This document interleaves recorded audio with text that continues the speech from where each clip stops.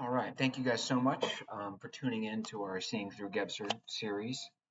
Last episode, we went over the three worlds, which was a easing in by Gebser. I think he's trying to ease us in. That seems to be the goal to what he's doing, this sort of narrative that he's laying out. We went over what differentiated the unperspectable world from the perspective world from the aperspective world in turn. So please, if you haven't seen that, go watch that. You'll um, maybe some of that will be covered here, but go watch that. Don't skip that. Now today we are moving on, and we are moving on. I said in the end of the last video that we're moving on to the magic structure, and we are. But we also have to talk about the ground of origin, the archaic structure. But I also want to give some disclaimers first. Now, there's two I want to give. One, Gebser style. Now, Gebser style is generally pretty good. I think it can be difficult to read, but generally speaking, not because he writes in a very obscure way, think like a Heidegger or a Hegel or something like that, just because the concepts and the ideas that he's working with are so profound and thought provoking that it can be a little difficult to understand. And please, if you are reading this, which I hope you are, there's no need to rush. If it takes you a year to read this, you will have spent your time better than any other books you could have read. All those other books you could have read that you didn't even know, you thought, yeah, these are pretty good. You open this and you realize, oh, no, no, no. This is the full course meal. I was eating appetizers earlier. You don't want that. Study it and take as long as you need to understand it and learn it. This isn't a competition. We're not trying to look cool at parties. We're not trying to impress dumb 19-year-old girls at the bar who couldn't even spell Gebser. Just learn to balance yourself, to improve yourself. So his style, okay. So sometimes what he'll do is he'll lay out a case and he'll make his point, and then he'll make almost an incidental point, and he makes an assertion, and you sort of wonder what is the connection between two, and sometimes it can be a little vague. Just keep sticking with it because he will go on 10 pages later or 20 pages later, he'll just straight up say, yeah, now it's time to clarify that vague use of the term X, whatever he used. So stick with it. Don't be discouraged if you get to something that doesn't hit you. He's going to go on to explain it in more detail later on. Number two, we're going to be talking about the magic structure and I guess, the archaic structure. It is crucial. You cannot, you have to leave rational thought at the door. If you watch the last video, you understand that rationality didn't really start until the ancient Greeks in the pre-perspectival phase, and then in the Renaissance around the 1500 AD. There was a whole lot of time before those, and human history was happening, not all the time, but some of it. Culture happened, and all these things, and you have to understand them on their own terms. That's what Gebser is trying to do. What he's not doing is he's taking the sort of edicts of rational thought, directionality, binaries, dualism, reconciliation, cause and effect. That's all rational stuff. That hasn't been discovered yet. That hasn't been worked out yet. We're starting from the beginning, and we're starting from the beginning and understanding it on its own terms from the beginning. So instead of starting now and moving backwards, we're starting backwards, moving forwards. And I think that's important. You have to understand this. So if you think you're not getting it conceptually, good. You're not supposed to get it conceptually.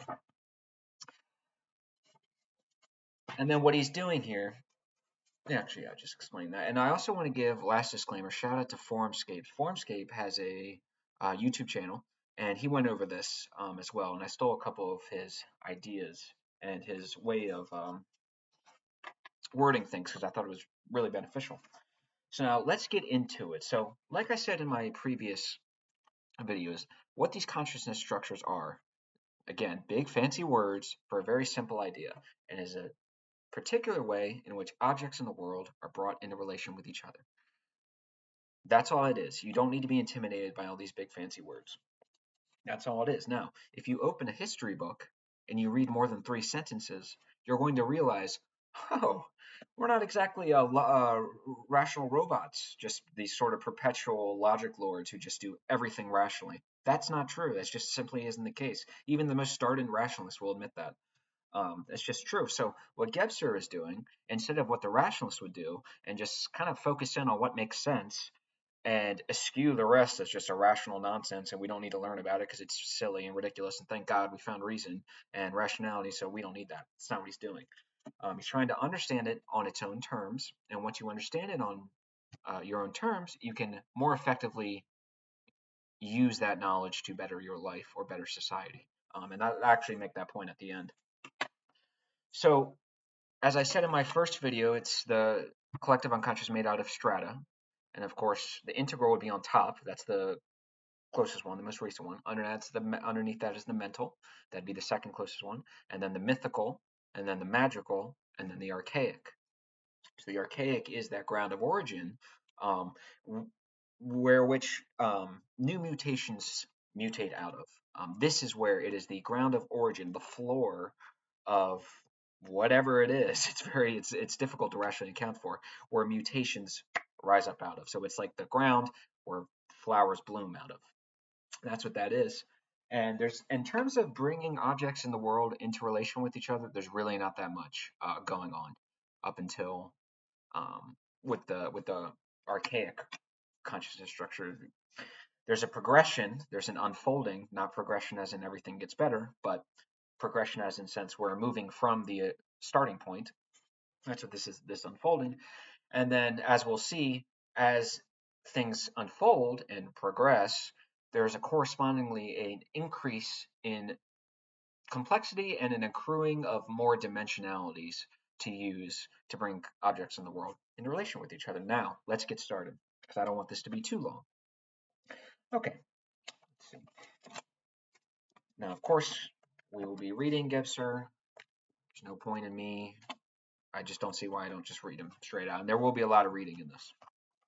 Quote, the initial archaic structure is zero-dimensional. It is thus spatial and temporal, although our present mentality, if it grasps this at all, will see this as a paradox. It is origin. There you go. In the first sentence of the second paragraph of this section, he's saying rationality will not account for this. You have to understand this. That's another thing, spaceless, timeless. It's difficult to account for. It's difficult to wrap your mind around. Give it a shot. Try not to be too rational, but also recognize you're never going to fully experience that because we're in 2025. We're not, we're not back then. Only in a terminological sense is it a quote first structure emanating from that perfect identity existing before or behind all oneness or unity which it initially might have represented. It is akin, if not identical, to the original state of biblical paradise, a time where the soul is yet dormant, a time of complete non-differentiation of man and the universe. Now that is the key point to be made about the archaic structure, the ground of origin. It is completely undifferentiated. It's almost impossible to understand initially. And I think actually, do I want to read? Yeah, let's do. There simply is no differentiation between symbol and symbolized, colors, anything like that. Now, to talk about this way of existing, this consciousness structure isn't great for historical. That comes with rationality and evidence and gathering evidence and recording things. That doesn't really come out yet. So there's not too much to be said about this way of bringing objects in the world into relation with each other. But he does find a couple statements. One, he says, the first is Xuanzhu's statement, a Chinese man, I assume. He said, quote, dreamlessly the true men of earlier times slept, unquote. Now we're quoting Gebser, excuse me, which may be regarded as a key to the understanding of the archaic structure of existence. With reference to his own time, he expressly states, in sleep the soul engages in intercourse. On the basis of old commentaries, translator Richard Wilhelm has amended the saying to include, and thus the dreams are born from which the holy man of calling is free. Since dreams are one of the manifestation forms of the soul, dreamlessness suggests its dormancy. So dreams, and Formscapes actually makes this point. Dreams can only occur, as Gebser said, it's a manifestation of the soul, almost a spiritual eye, spiritual ego. But in order, it's because it interplays with the external world. If you don't have, remember, everything is undifferentiated. There is no soul in external world. Everything is simply whole. Everything is unified. Everything is identity. Whole, whole, whole. That is what it is. Whole. It's pure identification, and everything is undifferentiated from each other. So the soul cannot have that interplay with the external world because the soul simply does not exist. And we'll get into in a second how that works. Let's get into it now, actually. Let's see. In this sense, the earlier period, is that period when the soul is still dormant, and its sleep or dormancy may have well been so deep that even though it may have existed, perhaps in a spiritual preform, it had not yet attained consciousness. Yet a further implication of the statement cited is the emphatic absence of dualistic opposition in an archaic man. Only a world which has lost its identity contains the possibility of the reciprocal nature of any intercourse. So the dualism denotes rational thought as opposed to um, polarity. The difference between those two is that with dualism, meaning is um, conferred over how things, the binaries, are different from one another. So we have men, women, they're dualistic, they are different from one another. We confer meaning of how they are different from one another. Whereas polarity confers meaning by how they are similar to one another. How are men and women similar to one another? That's how we understand their meaning. But in the mythical, and we'll get to this, in the mythical and the mental consciousness structure, there's a positing of binaries. In the mythical, it's heaven and hell, good and evil, man and world. In the mental, it's nature, culture, atheism, theism, political left, political right. The point is, there's a differentiation between whatever it is being considered. It simply doesn't exist in the archaic structure. This is why you don't see civilizations being built all the way back then. It's just they didn't have the consciousness available to do it. Now, here he explains this further too. He says, dreamlessness means, beyond doubt, an unconcerned accord, a consequent full identity between inner and outer, expressive of the microcosmic harmony. Identity of the sky and earth color certainly indicates unproblematic harmony and complete identity of earth and sky.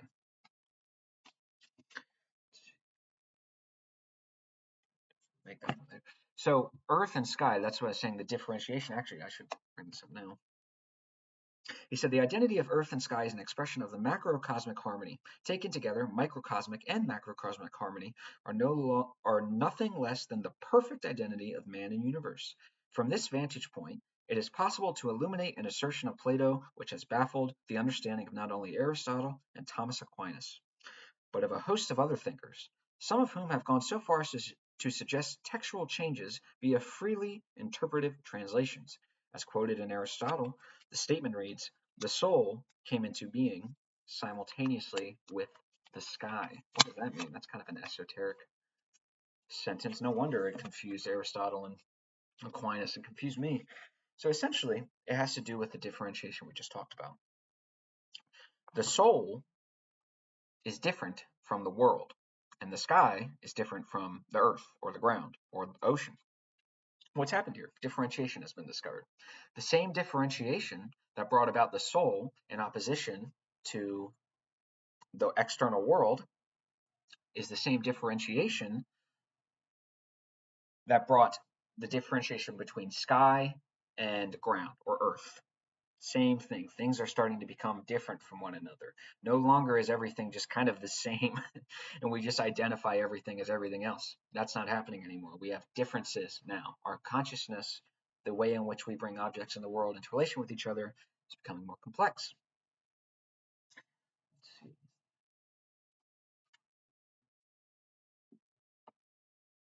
Now, it's another point he makes. Now, he says, you can call this primitive, this way of thinking, if you even want to call it that. You can call these people primitive, but he says, look, we emphasize this wording since the archaic structure in our sense is by no means primitive. Anyone who regards contemporary, quote, primitives are representatives of this structure or as representatives of this structure denies the essential basis of his own humanity. So you can dismiss and say, look how stupid these irrational morons are. That's in you, my friend.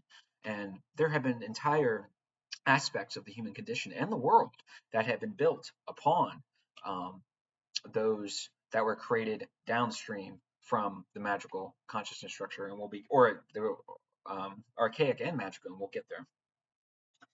Now, what else do we have here?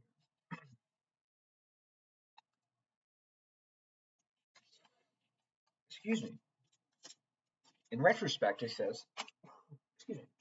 In retrospect, says Gebser, it may seem as though this consciousness mutation occurring in man were directed toward us, toward present-day man in our consciousness structure. But we must guard against such a one-sided relativization of these events. Our present mode of thinking would insist that everything be considered from the vantage point of the present and would proceed to trace and reverse the path of events, is what I was talking about earlier. That if we did this, we would draw conclusions and results from fragmented manifestations and would never reach the nearly inaccessible origin. So what's happening is you would only pick up on that which you understand, and the process, the way of understanding that you're deploying simply does not work with this. You are not understanding it on its own terms. You're only understanding it under rational terms, and in doing so, you have limited yourself, and you are going to make absurd conclusions because you're not even working with the right tools. You're trying to do open heart surgery, and you've got a pen.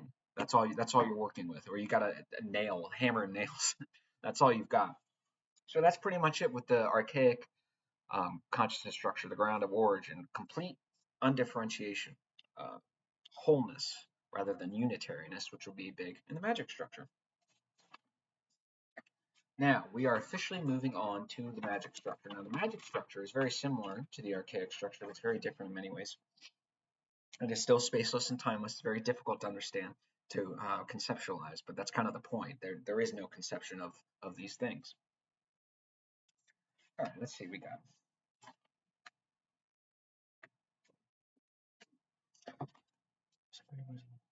Oh, so he says, consequently, the magic, quote, epoch, as we see it, no, consequently, the magic epoch, as we see it, not only encompasses an extended era, but also a variety of modes of manifestation unfolding that are only imprecisely distinguishable from one another. So yes, it is a certain time period, but it's not just that. It is manifestations that happen within that time period that all have a sort of similar through line. In order to avoid a possible lack of clarity, we shall consider all such modes to be manifestation of magic man, and is distinguishable above all by his transition from a zero-dimensional structure of identity to one-dimensional unity. And we shall see that the representative symbol for one-dimensionality, the point, the basic element of the line, is as such of paramount significance as an attribute for magic man. On the other hand, the point is suggestive of the initial emergent centering in man, which later leads to an ego, and is, on the other, an expression of the spaceless and timeless one-dimensionality of magic man's world. So instead of just pure oneness, there are all these little points that start to come up. Now we'll see how they're dealt with, but there's a difference. There's starting to be a more complex form of consciousness than the previous archaic structure. The previous archaic structure was just, I wanted to use the word primitive, but I feel like he's slapping me through the book after we just read that quote. Now this next one, it's going to be a long one. There's going to be some long ones in here, okay? Again, I could try to do, reword everything, but Gebser is the brilliant one, so I'm just going to give it to you straight from him. All right, here we go. This is going to be long. The man of the magic structure has been released from his harmony or identity with the whole. Remember, we're releasing ourselves. But that a first process of consciousness began. It was still completely sleep-like. For the first time, not only was man in the world, but he began to face the world in its sleep-like outlines. Therewith arose the germ of a need, that of no longer being in the world, but of having the world. So no longer are we just simply a part of the whole, and we just kind of do whatever we do. Now we are part of a unity, which is not as holistic, maybe that's not the best word, as the whole. A unity is an artificial version of the whole, but it's still better than what we have now. And he says, now I'm in a world. I'm no longer just the world. I have a more conscious degree of understanding of the world and how I fit into it and how I want it. No longer am I just daydreaming. Well, you kind of are. No longer am I just sleepwalking through life, just purely identity of undifferentiated anything. Everything's undifferentiated. Now some differentiations start to come up. The more a man released himself from the whole, becoming, quote, conscious of himself, the more he began to be an individual, a unity not yet able to recognize the world as a whole, but only the details or points. He wasn't smart enough quite yet. Obviously, our senses, we can't see the whole world. And he wasn't quite intelligent enough yet to understand that there was a bigger world outside of his frame of vision, whatever can be encompassed by his visual sense. Um, so everything that he saw was just parts. Everything was a matter of parts, individual parts separate from another, and the parts are taken for the whole. But I'm getting a little ahead of myself here. Let's see.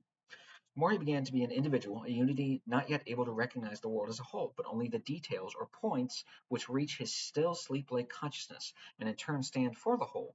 Hence, the magic world is also a world of pars pro toto, in which the part can and does stand for the whole. Magic Man's reality, his system of associations, are these individual objects, deeds, or events separated from one another like points in the overall unity. So imagine like you're in a dream. You're not really entirely sure how you got there, what's happening in terms of context. There's not a ton of causal, hey, I know exactly what's going on. And things just sort of happen to you. And everything is sort of disparate and dreamy and confusing. And that's similar to what it was. They didn't quite understand what was happening. And I think actually it's a good time to bring up the concept of the numinous experience. Now, this gets in later. The numinous experience is exactly that, an experience, not a concept, but an experience that one has in which they experience something in the world that their intellect or sense of rationality or mind simply cannot account for, and in turn, mana, which is power, supernatural power, is conferred onto that object. This is why when you have people, from Western world in 1993 going to some Timbuktu tribe and they bring a Sprite bottle and they leave the Sprite can there. And all of a sudden, the Sprite bottle becomes this object of symbolism and worship, and they worship the Sprite bottle. It's because they can't account for it. They've had a numinous experience, an experience that essentially confirms that there are spirits out there or gods out there that are beyond them. And that's what the Magic Man was experiencing. There was all these power. And here's another thing. So everything you see, again, my computer mouse, my pen, my water bottle, my box of tissues. These are all parts, individual points. Let's see if I can. But everything, so this and this are interchangeable because they are separate points, yes, but connecting these points are individual lines that connect them to the unified whole.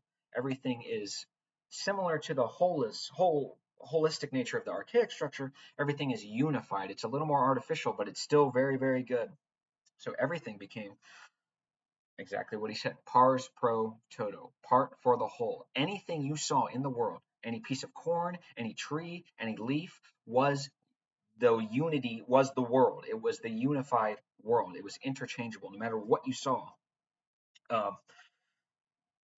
it was never a part on its own. It was a part connected to a unified whole, and in doing so, I can just throw it away. It means nothing because I can pick up another part and I'd have the whole.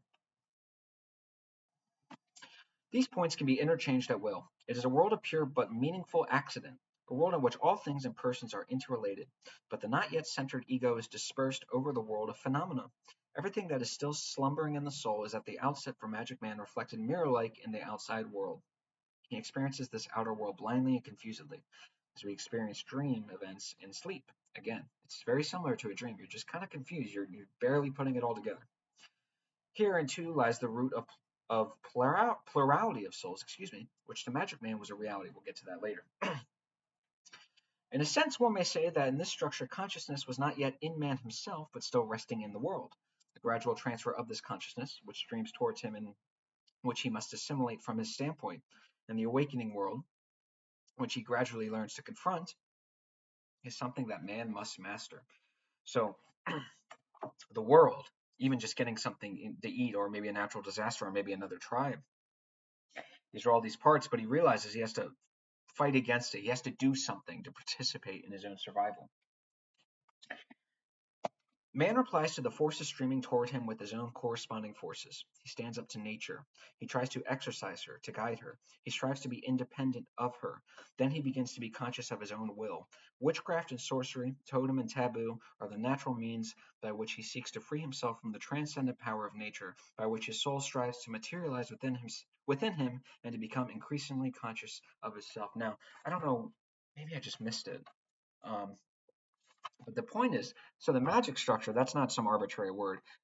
like I said in maybe earlier videos, magic was believed to be literally real, physically real, materially real. I remember in John's Gebser series, he said that Xerxes had the river flogged for not letting it pass. Think about that for a second. The river had magical powers and seemingly sort of world of its own, an agency of its own. Now, of course, rationally, we know that's not true. We know it has no free will. We know it doesn't have magic. That's absurd. But that's not what they believed. This is what they believed. So, remember what I said about the parts. This is just a part. This is just a part connected to a unified whole, and the unified whole emanates magical forces. This is what they believe. Now, you can say this is stupid and irrational, but it was necessary to free us from the subconscious of nature. Without that, without this, we would be back in the archaic structure doing nothing. You wouldn't be talking to me. We wouldn't have any of this, not even close. We probably wouldn't even be alive. Um, so everything that he sees, he's confused. It's almost like a dream. He sees parts, but he interchanges those parts and he takes those for a whole. He says all these parts are just different color paint on the same car. It's still a car. Everything is whole and everything emanates magical forces. So we'll get to that in our example. Impulse and instinct thus unfold and develop a consciousness which bears their stamp, a natural, vital consciousness which enables man, despite his egolessness, to cope with the earth and the world as a group ego sustained by his clan. So, instinct and the vitalistic urges, emotions, this is what fueled the magic man. This is what fueled him to fight back against the wicked forces of the world that would cause death, disease, famine, or whatever. You have to understand, because everything is unified, literally nothing is an accident. Everything is interconnected. If I pick an apple off a tree and I didn't do a ritual beforehand, if a tornado comes in 2 weeks, guess what? That tornado is going to be maybe not seen as caused, but everything is unified. You didn't show respect to the magical nature of the world. Now you're fucked. You don't want that. We'll get there. Then, of course, yeah, we'll get there. Here, in these attempts to free himself from the grip and spell of nature, with which in the beginning he was still fused in unity, Magic Man begins the struggle for power which has not ceased since. Here, man becomes the maker. There's another thing, too. As well,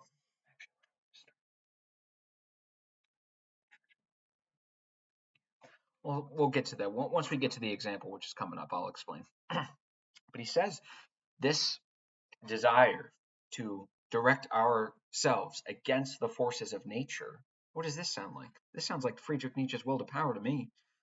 Involuntary, perpetual, imperious desire or activity towards power, the attainment, the imposition of our will on others, on the external world. All of that derives from the desire to free yourself from the powers inflicted on you by the unified whole of the world. Very important. I think I'm probably going to pick this up again. Let's see. Here too lies the roots of the tragic entanglement of fighter and fought. To ward off the animal that threatens him, to give but one example, man disguises himself as that animal, or he makes the animal by drawing its picture, and to that extent gains power over it. So you can see how in ritual they are gaining power over the power of the world, the power of the animals, power of the trees, power of the ladybugs, power of the other humans. That is the point. Um, the origin and the basis, this is a very important point, the origin and basis of all ritual and all right, all will to power comes from the desire to free yourself from the magical forces that emanate in anything in the world. That's what it all comes from. Pretty profound, I think. A lot of people, I don't know. I guess a lot of religious people, I don't know. Evolution doesn't really explain it that much, unless you talk to someone like Richard Dawkins with memetics. But even then, he wouldn't understand it either, because he would just dismiss it as, oh, this is just an irrational cultural meme that spread like a disease, like a pathogen, and there's no reason for it. But in reality, there is. He just can't understand the reason because he's not using the right mode of thought to understand it. Now, this brings us to the pygmy tribe, the example of the pygmies. Now, if you can see here, with Gebser, we're always going to be highlighting and underlining. There's no point of reading Gebser and not studying him. Now, this is a big example. So he says, he describes how, in the Congo jungle, dwarf-sized members of the hunting tribe of pygmies, 3 men and a woman, drew a picture of an antelope in the sand before they started out at dawn to hunt antelopes. With the first ray of sunlight that fell on the sand, they intended to quote-unquote kill the antelope. Their first arrow hit the drawing unerringly in the neck. Then they went out to hunt and returned with the slain antelope. Their death-dealing arrow hit the animal in exactly the same spot where, hours before, the other arrow had hit the drawing. Frobenius states that, having fulfilled its magic purpose, magic with respect to the hunters as well as the antelope, this arrow was then removed from the drawing with an accompanying ritual designed to ward off any evil consequences of the murder from the hunters. After that was done, the drawing itself was erased. Both rituals, that of drawing as well as the erasing, were performed in absolute silence, a point of utmost significance. Now, this is big because this example will explain everything. So what happened? We're in a tribe. We're 3 men and a woman, he said. We're in a little group. This is huge. 1, in the archaic structure, there was no differentiation, right? Essentially, what's happening here is the development of the tribal we, the conscious we, the sense of tribalism, me, or actually not me, we, the group, us, the clan, the tribe. This is where it originates from. Rituals needed to be enacted or performed so as to free yourself from the magical forces of the world. So they get in their group, they're complete silence. They draw the antelope. Remember, because everything is unified, the symbol of the antelope is seen as the symbolized. As the first ray of sunlight hits the antelope on the neck, one of the people throws a little arrow right where the ray hits the antelope in the neck.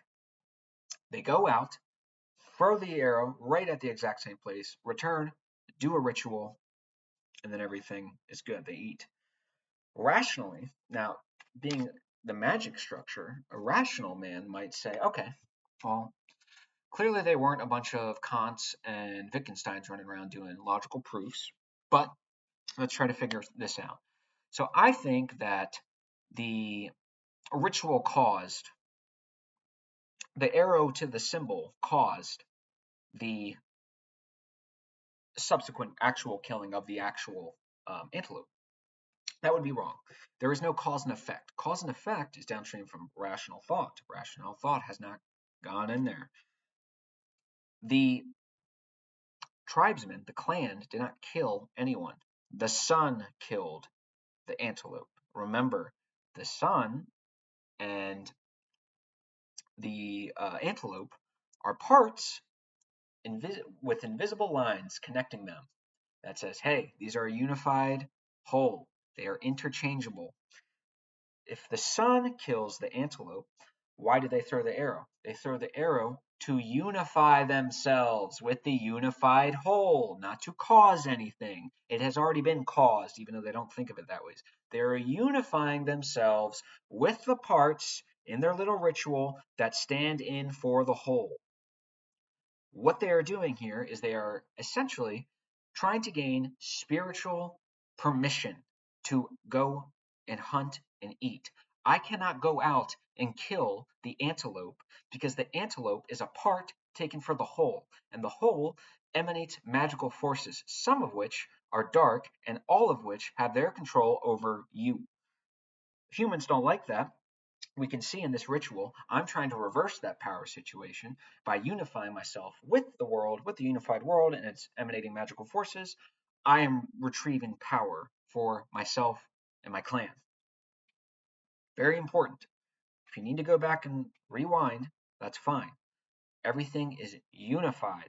There is no cause and effect. The sun killed the antelope. I did, and then it's important that he says when they got back, they did another ritual and erased the drawing, because I thought about that too before I dug into it. And I heard this example. I thought, Well, when they come back, aren't they going to do a ritual? And that's exactly what they did. They have to have spiritual permission to do everything because every part and anything they engage with in the world is a part connected to a wider whole, which emanates magical forces that could fuck them. That's the magical consciousness structure. It's the origin for all will to power, all ritual, all right. And what happens is in these rituals, like the pygmy thing, two things happen. The conscious we, tribalism begins to come about, which can be a good thing. And humans realize, hey, no other animal is able to direct a force against nature quite like we do. So the consciousness begins to develop, begins to become more complex, and we'll see that with the mythical structure. Now, I kind of explained a fair amount of it, but we will go through. All right, I just explained that, but we will go through Gebser's interpretation. Now he says these rites, which from the rational psychological viewpoint of today could be called a concentration of the libido, um, psychic and vital energies, not Freud's libido, the idea of simply repressed, excuse me, sexual urges and energy. That's not what he's talking about. That could be a part of it, but all psychic energy, that's what he's talking about. On a specific object, doubtless contributed to the formation of consciousness. Now remember, because they're directing their minds, however dimly lit, however simple, towards the object, whether it be an antelope, whether it be anything, consciousness is starting to grow in complexity. For the centering of human will on an object inevitably brought about at the same time a centering of the psychic energies in man. Individualism is going to start to grow up. Now we're going to get into his interpretation. Now this might be a little long again. I apologize. He says, nevertheless, it does express, if we may hazard an interpretation of the scene, some of the essential characteristics of magic man. This is very important. These characteristics are 5 in number. 1. The egolessness of magic man. 2. His point-like unitary world. 3. His spacelessness and timelessness. 4. His merging with nature. 5. His magic reaction to this merging, giving him power and making him a quote maker. So keep those 5 points. I'll do them again. The egolessness of magic man. 1. 2. His point-like unitary world. 3. His spacelessness and timelessness. In those rituals, there's no reference to space or time. 4. His merging with nature. Remember when I said the unifying. 5. His magic reaction to this merging, giving him power and making him a maker. I touched on that too, but we'll get there. In the hunting rite, Gebser continues, the egolessness is expressed first of all in the fact that the responsibility for the murder committed by the group ego against a part of nature is attributed to a power already felt to be standing outside, the sun. There is no I. I didn't do anything. Everything is out there. You did it. I don't even know what I means. I'm a magic man. I have no conception of what an individual is, of what I am, nothing of that. It is not the pygmy's arrow that kills, but the first arrow of the sun that falls on the animal, and of which the real arrow is only a symbol. Nowadays, of course, one would interpret it just the other way around and say the sun's ray is a symbol of the arrow. Rationalist. In this linking of the responsibility of the hunter's group ego with the sun, which, because of its brightness, must be considered a symbol of consciousness, it is clear to what extent the capacity for consciousness of these human beings is still on the outside or connected with the outside. With the pygmies and their egolessness, the moral consciousness that they must bear responsibility, deriving from a clearly conscious ego, is still attributed to the sun. There's no moral responsibility here. Again, you fucking did it. Don't come at me saying I killed the antelope. You killed the antelope. I unified myself with it so I wouldn't get fucked later on. Their ego, and with it an essential part of their soul, is still scattered over the world, like the light of the sun. This leads us directly to the second characteristic, point-like unity. This is expressed in the visible interchangeability of the real and the symbolic causative element, that is, in equating the ray of sunlight and the arrow. The arrow that kills the uh, antelope was really the sun, right? But these are what? 2 parts. And what do the parts represent? The whole. It's got nothing to do with everything is unified. Remember when I said 2 parts? Yeah, they look different. Doesn't matter. I can interchange them like it's nothing. I can throw them out like an M&M. Oh, this is yellow. I don't like that. Blue. Okay, I'll just eat other ones. They're all the same. At the basis of this point-like unity lies a natural vital nexus, not a rational causal one. This is the origin of what all the rationalists scorn, all this instinct and emotion, and they hate it. This is what the romanticists like to overly romanticize: instinct, vitality, emotion. Now, the truth is there are good and bad aspects to it, and with knowledge of this, of their origin and how they manifest, we can understand them better and stop playing the rationalist game of just pretending they don't exist and hoping they don't bite us in the ass because we can't consciously account for them. This point-related unity in which each and everything intertwines and is interchangeable becomes apparent when the symbolic murder in a rite performed before a hunt coincides exactly with the actual one committed by the hunter. In the spaceless and timeless world, this constitutes a working unity which operates without a causal nexus. So symbol and symbolized, excuse me, they are one. They're both parts of the whole. We don't need them. We now come to the third characteristic, the spacelessness and timelessness of Magic Man. Only in a spaceless, timeless world is the point related to unity a working reality. Outside that world is an unreality. It is an unreality. Because of this spaceless, timeless unity, every quote point, a thing, event, or action, can be interchanged with another point, independently of time and place, like the hunting scene, and of any rational causal connection. Every point, and nexus is a connection or series of connections.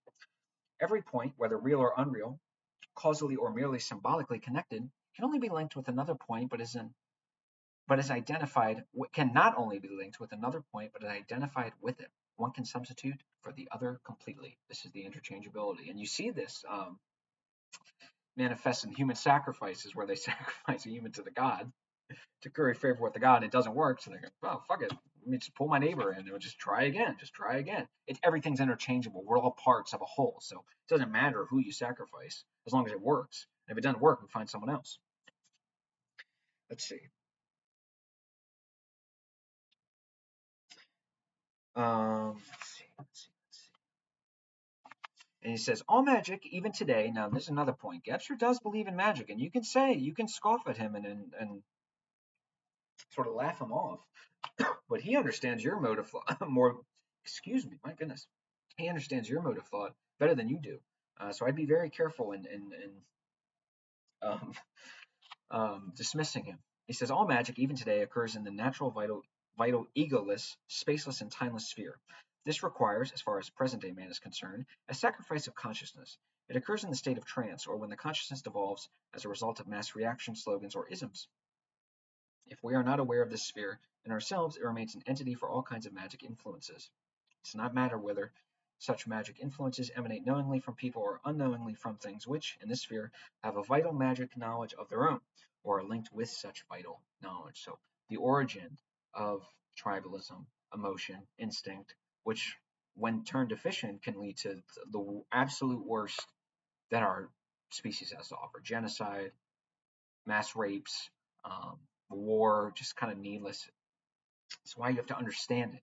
You have to have a knowledge of it so you can pause when the magical forces sort of, or the aspects of the human condition built upon the magical consciousness structure manifest: tribalism, Nazism, communism, this sort of fanatic um, unity. The unity expressed in Nazism and communism is the same. We are all one, and that's why they fail. They're going back to the magic consciousness structure, and you can tell by the fanaticism. You either accept or you don't. You are unified or you are not. If you're not, we're gonna fuck you. All right. Let's see. Yeah, and there we go. He says, of course, they can become consciously known only if present-day man, despite his rational and relativist attitudes, realizes the power of spacelessness and timelessness, and with that realization accomplishes what Magic Man was not able to do because he was still remote from consciousness and deeply immersed in his egoless, timeless, spaceless world of unconscious unity. Then he says, this merging, as we have called our fourth characteristic, this interweaving is likewise shown in the hunting scene. It expresses unity on the one hand, but also the discrepancy in the unity relationship contained within it. This was shown when we stress its point-like character. In the process of merging, it becomes apparent to what extent this unity is related to the individual phenomena, events, and actions. So as we merge ourselves, like in the ritual we just talked about, people just sort of realize, well, they're kind of our parts, and they are separate from one another. And They don't need to be rationally reconciled yet, but there does seem to be a part and a whole. There's a differentiation that comes about, and that is what the mythical consciousness structure, which we'll get to, that's what that picks up off of. It says not just one anymore, it's not just all these little points that we can just kind of ignore because behind that is the one. Now it's one and another that correspond and complement one another. Let's see. Let's see. That is, to the points, on the other hand, it is also related to the actual man-nature unity, in keeping with its basic spaceless and timelessness. At this point, we should like to point out that unitary merging is expressed in this hunting scene, in that not a single incident in it can be treated as cause or consequence. We went over that. The overall magic event depicted in the drawing forms an inextricably interwoven unity. Unity is not destroyed by any spatiality or temporality. Space and time ruin unity. Space, we say, no, these aren't unified at all. These are completely separate from one another. These are dualistic opposites that need to be rationally reconciled. That's what happens when space comes evolved. When time comes evolved, there's no real unity. I mean, there kind of is, but everything is like take a Picasso painting. He's taking one perspective, well, he's taking multiple perspectives of one person and combining them together. There's no real unitary there. I mean, there kind of is, but we'll get there. This unity is not destroyed by its equilibrium is not shattered by any undue stress on any of the participants. All of them, humans, error, sun, drawing, force, and antelope, are egoless. Nevertheless, precisely this fact reveals the contradiction in the unity concept, namely the unconscious discrepancy between the parts and the actual unity. Here, man or a human group is the protagonist, even though this is extremely well concealed. Although man fits in and merges with the event, this very merger and fusion give the event a definite direction. This direction increases conscious complexity. Let's see what we got here. All right, and then he's going to go into a little more. He says the concept pars pro toto. He's going to talk about the equal validity and the interchangeability of things. The concept pars pro toto, the part for the whole, is at the same time always a totem pro part, the whole for the part. Where curiously, well, this interchangeability goes even further. The rule may be changed into pars pro part, a part for a part, and in this sense even into totem pro toto, all for all, without losing its validity. The effectiveness of such interchangeability is perhaps most strikingly demonstrated in the various suffering experienced in the course of ritual sacrifices I was talking about earlier. In this equal validity of the whole and the part, two additional basic features of the world of magic emerge. These consist of equal treatment and equal significance without differentiation. Equal treatment brings with it what we might call thinking by analogy or association, which is less quote, thinking than it is a purely accidental association based on analogies. So this is where analogies comes in. And like you said, it's not really thinking. We're kind of accidentally getting there. Here, too, lie the roots of sympathetic equal treatment which Magic Man is able to mete out to everything which is, or even seems to be, similar. Herein lies the reason why Magic Man feels things which seem to resemble one another as sympathetic to or sympathizing with one another, and we'll pick up on this later in the book when we get to the discoveries. He then proceeds to connect them by means of the vital nexus, not the causal ones, or the causal nexus. So by simply looking or appearing or seeming similar, people are able to draw analogies, different forms of realization and understanding that aren't really rational, but they get the job done for the time. As for equal significance, that is the first step in the process of drawing analogies.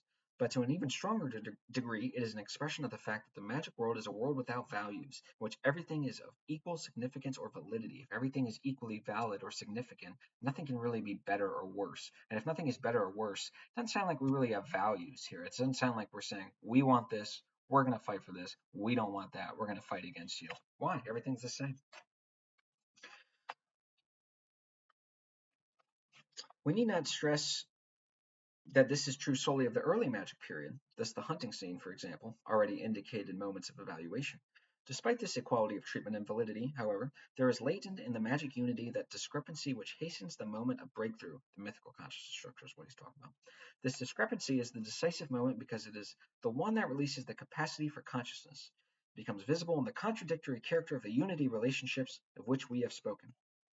The discrepancy gives rise to what we have listed as the final characteristic of magic man. This is big. The magic reaction, enabling him to cope with the spell of this magic interweaving and thus escape it. The ritual means I am reacting against nature, he says, enabling him to cope with the spell of this magic interweaving and thus escaping it. Remember, everything is interweaved into a unity, everything is magic. We don't want that. We're tired of being um, a slave to the sort of capricious wills or whims of the world. It's led to famine, disease, violence. I don't want it. No. This is huge. The magic reaction is the real content of the hunting rite. The whole point is that we are reacting against magic and with our own magic against magic, because everything in the world, idea, action, anything, me speaking, is magic. It's a spell. That's what they consider it. The very fact of the rite supplanting natural chaos with a defined and directed action shows to what extent our hunting example attests to a late period of development of magic man. Remember, the tribal we begins to grow, but also we realize, hey, we're smarter than we thought we are, and we're able to direct our forces against nature in a way that no other animal is able to, and that gives us confidence and increases our complexity, and which in turn increases our consciousness. Test to a late period of development of magic man. It had to be earned, though. Man, or the human group, is still only a co-actor in it, but he is already acting for himself. Big. This represents a far-reaching step away from complete unity. The group, beginning to grow dimly conscious of itself as a unity, the group ego, begins to free itself from its merger with nature, breaking that spell with a counterspell of its own. We don't want to be merged with your magical forces. I want to have free will and do my own thing. Now, they might not consciously put it that way, but that's the feeling that's going on. In this shattering of ties and this gradual emergence of the ego is revealed the polarization of the world, which in the mythical structure then becomes world shaping and consciousness forming. So now there's a difference. There's man and there's world. There's no longer I am part of the world and unified with it. I'm separate from you.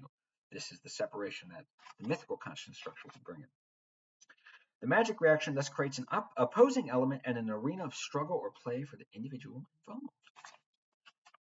This release from nature is the struggle which underpins every significant willpower drive and, in a very exact sense, every tragic drive for power. This enables Magic Man to stand out against the superior power of nature so that he can escape the binding force of his merger with nature. In attempting to escape the binding, interweaving unitary of nature and its magical forces, I am imposing power against it. I am powerfully directing my forces against it. There is a will to power that emerges from this. All you Nietzscheans hands out there, this is what it comes from. And he wasn't wrong about that. That is there, as you can see. Therewith, he accomplishes that further leap into consciousness, which is the real theme of mankind's mutations. This remarkable and deeply inveterate impulse to be free from miracles, taboos, repeat for emphasis. This remarkable and deeply inveterate impulse to be free from miracles, taboos, forbidden names, which, if we think back on the Archaic period, represent in the magic of falling away from the once prevailing totality, this urge to freedom and the constant need to be against something resulting from it. Because only this being against creates separation, same separation that we're trying to create between us and nature, its magical forces, and with it possibilities of consciousness. It may be the answering reaction of man set adrift on earth to the power of the earth. It may be cure, blessing, or mission. In any case, it may mean whoever wishes to prevail over the earth must liberate himself from its power. As I just said, origin for the world of power. Why does the world have magical forces emanating from it? Because we don't understand it. The entire world is simply an experience that we cannot mentally or rationally, as Gebser has laid out, account for. What happens? We assign supernatural power and spirits to it.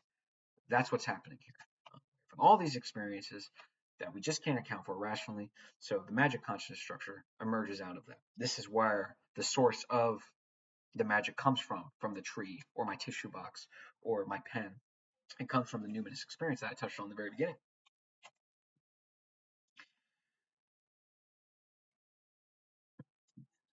All right, let's see. He says, and then in the magic structure, man makes the almost superhuman attempt to free himself from the jungle-like bonds and spell of his fusion with nature. Here lies the basis of all sorcery and magic, such as rainmaking, ritual, and the countless other forms by which Magic Man tries to cope with nature. He says, in the final analysis, our machines and technology, even our present-day power politics, arise from these magic roots. Nature, the surrounding world, other human beings must be ruled so that man is not ruled by them. This fear that man is compelled to rule the outside world, so as not to be ruled by it, is symptomatic of our times. Every individual who fails to realize that he must rule himself falls victim to that drive. And of course, when he says our times, this was published in 1949, is directly off World War II, which was an activation of deficient magical structures in an emotional reaction against the failures of rationalism. This is why it's important to be aware of these things and work with it and fight against it intelligently and with a full deck. Whew. Is there anything else? My goodness. Oh, that's right. We're going to talk about, we're getting to the end here. Now, I don't know if I showed you guys this. Here's the synoptic table. Like every good one of these kinds of books, there's a chart. And one of the columns for the chart is the organ that is privileged in all of these epochs, these different structures. There are certain organs that are invoked more readily and more powerfully. He says, perhaps the most arresting thing about these paintings, which he described earlier, is the mouthlessness of the figures portrayed. In a recent study, Kuhn furnishes numerous illustrations from early geological periods from geographically disparate sites. Many of the drawings, and that's the point he's trying to make there, is this isn't just some Western thing. This isn't just some tribe in Chile, modern day Chile, and this is where he's getting from. He's like, no, these are completely different. There's no connection. There's no planes. There's no cars. Horses can't swim. No one's talking to each other. And sort of transferring these ideas to one another, and yet they're all manifesting the same thing. Very weird. Many of the drawings and statuettes among his examples are mouthless, among them a carving in mammoth ivory of a female idol excavated in western France and dating from the Ice Age, as well as a similarly designated female idol, a statuette in stone from an Ice Age site in Russia. Remember, there's getting weird stuff here.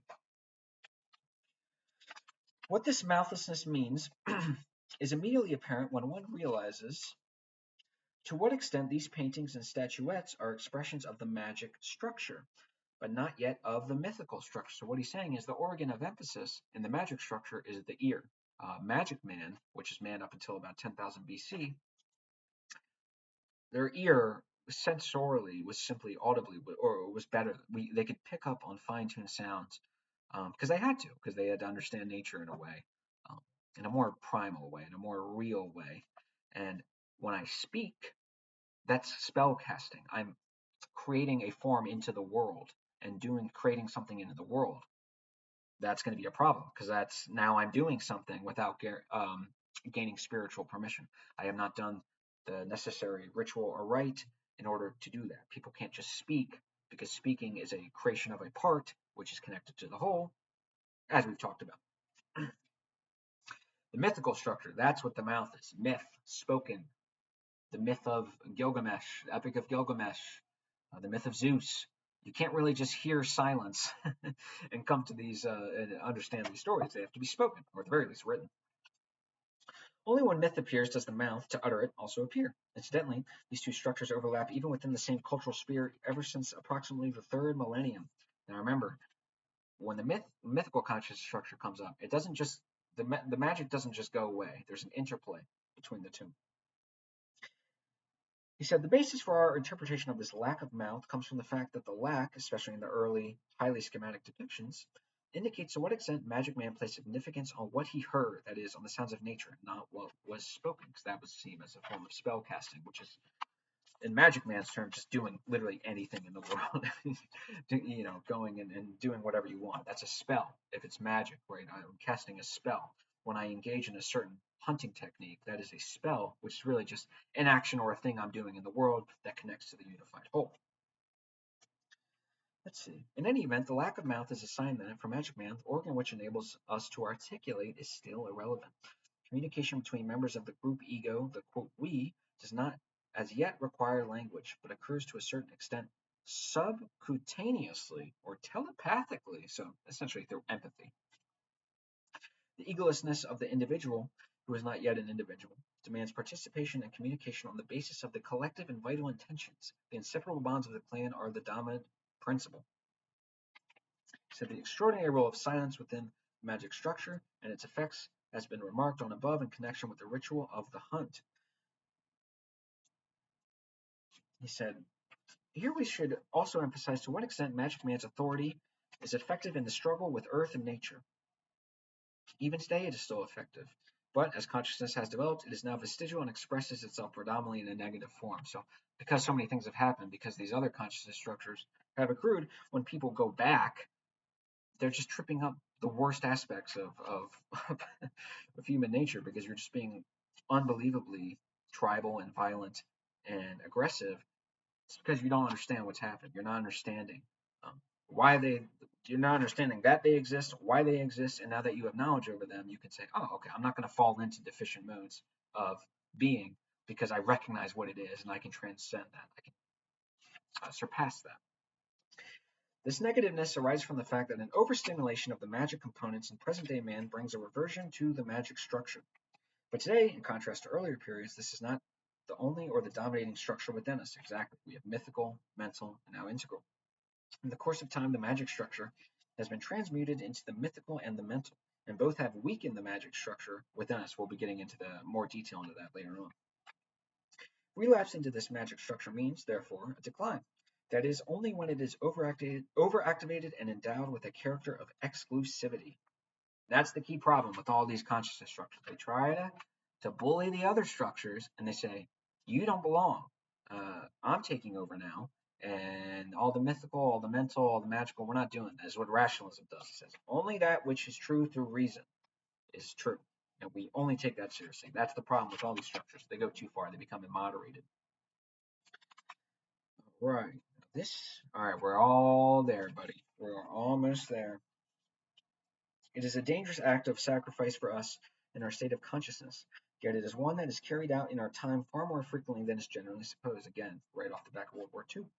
We are speaking of the flight backwards into the vitality and unity of the magical, so frequently observed today. And this disposition to regress is brought about by the absence nowadays of these aspects in our rationalized world, as well as by an anxiety in the face of the emerging mutation. All of these negative phenomena with which present-day mass psychology is concerned, communism, Nazism, is concerned, are rooted in the reactivated predisposition to magic in contemporary man. And then he says, Gustav Meyring says, magic is doing without knowing. So that's what he's doing. Because we can now think now, when people don't do that and they revert back to this sort of primitive emotion, that's what he said magic is doing without knowing. Why does he say that? Because we're reverting back to the magical consciousness structure and we're not knowing anything because we're not using the mental conscious structure to sort of balance these emotions and these feelings. Translated in terms of today, this phrase would read, magic is doing without consciousness. Today, for example, everything that arises on this plane as a mass manifestation is at the same time irresponsible because a return to the collective brings about a loss of consciousness and also the elimination of the responsible ego. When you go back and try to do this tribal collective unity and this we, all of a sudden, personal responsibility goes out the window because the person, the I, the me, that goes out the window. And actually, do I had a book. It was called Becoming Evil, and I think this is what he's talking about: the diffusion of responsibility. Can't remember who wrote it. Um, Essentially, people they have their own. They recognize that they're connected to this sort of mass body, this mass collective, and they think, well, I'm just this little small part, and I can't really affect this. If I leave, um, they're just replacing me, so might as well just stay. This is how the Nazis, one of the ways the Nazis sort of justified what they were doing. And that's what happened. We reverted back to the tribe, and in doing so, we have sort of dismissed the I. But when you dismiss the I, the sense of me, the ego, there goes personal responsibility. Now we got a big problem. The mass reactions and psychosis of our day are disturbing cases in point. Only where the magic structure and the individual still works through impulse and instinct does it realize its eminent, life-dispensing value in our day and age. As long as Magic Man, in his own time, was enclosed by the unconscious wisdom of the archaic heritage, there is no danger in his dreamlike activity, particularly as the emerging impulse and instinct consciousness could express itself without censorship of the intellect. His situation was diametrically opposed to today's magical mass attunement. They didn't have the mythical and the mental consciousness structure. So trying to go back and saying, well, why don't we just do what they do? No, we can't. That's what the political right, does not understand. His situation, he escaped danger since the liberation from nature which he achieved became a reality. He did not succumb to the unconsciousness of nature, but instead gradually emerged from it.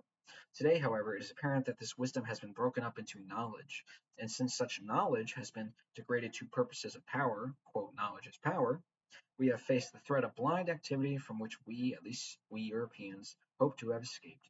As long as we do not perceive these relationships, we cannot escape from the threat. It is up to each individual to achieve such insight. For this reason, we have emphasized the blind authority of the magic structure. Whether we speak of white or black magic, there is no such distinction. It is always related to the striving for power. Only if we grant power to something, can it have power over us. It becomes a serving and sustaining potency when we again are able to place it into the realm where it belongs instead of submitting to it. That, my friend, is where I will leave it off. That's pretty good, isn't it? That's why it's important to have insight into what is happening. If you don't, you will essentially be a slave to deficient emotions, to deficient tribalistic urges, and we're going to kill each other. We're going to get another World War II, another World War I, or we'll have some nuclear stuff. Thank you guys. Again, I thought this would be 20 minutes long, and I'm realizing that I'm consistently underestimating how long these will take, but I have fun. Hopefully that wasn't too convoluted. I try to break things down simply, but with the nature of some things that we're talking about, it's always going to get a little abstract. Next, I imagine we'll be doing the mythical consciousness structure, and get something to eat and get something to drink, because I imagine it's going to be another hour-long video. So I hope that I explained everything to you guys. I hope you guys can have a greater insight to history and a greater respect for your primitive ancestors, because your primitive ancestors encompass you, my friend. And if you can learn more about how they thought on their own terms, you will have greater knowledge and insight into your life, and you can help make the world a better place for you and everyone around it. So thank you guys so much. I am so excited for the mythical structure next. See you soon.